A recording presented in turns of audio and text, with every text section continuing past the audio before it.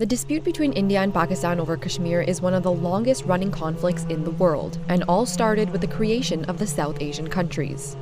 In 1947, Britain gave its Indian colonies independence, forming two nations, Pakistan for the Muslims and India for everyone else. August 15, 1947, found the partitioning going into effect. The partition forced 14 million people on both sides of the new divide to migrate across the border.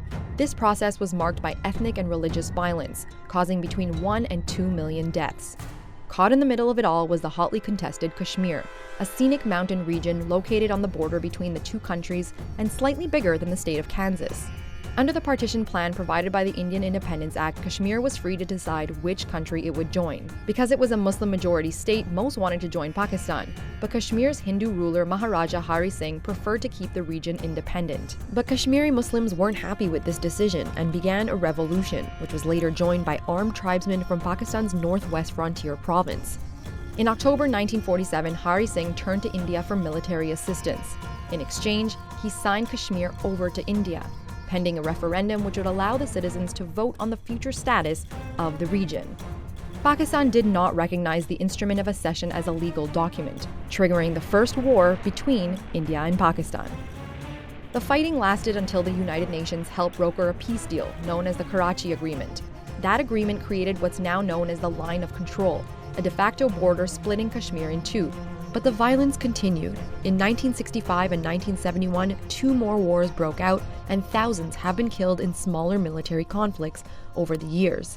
Both countries had developed nuclear weapons by 1999 when Pakistani troops invaded Indian-controlled Kashmir. The conflict sparked concerns about a nuclear war, but India won in a ground battle that killed hundreds on both sides. For the past 2 decades, intermittent violence and reports of human rights violations by security forces have continued.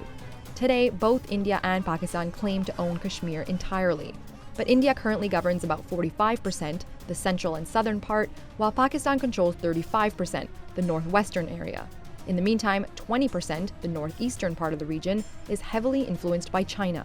In 2003, the rivals agreed in principle to a ceasefire along the line of control. Flights which were previously severed resumed and a new bus service was started between the two border towns. But over the years, both sides have continued to square off again and again, accusing one another of violating the terms of the ceasefire and blaming each other for a number of attacks on each other's soil. Hostilities reached a boiling point on February 14, 2019. A Pakistani-based terror group claimed responsibility for an attack involving a suicide bomber in Kashmir, which killed 40 Indian paramilitary police. This was followed by a series of tit-for-tat airstrikes. Pakistan then captured an Indian pilot but released him days later, calling it a gesture of peace. However, this has not yet diffused concerns from the international community, as tensions between the two nuclear powers reach the highest level in decades.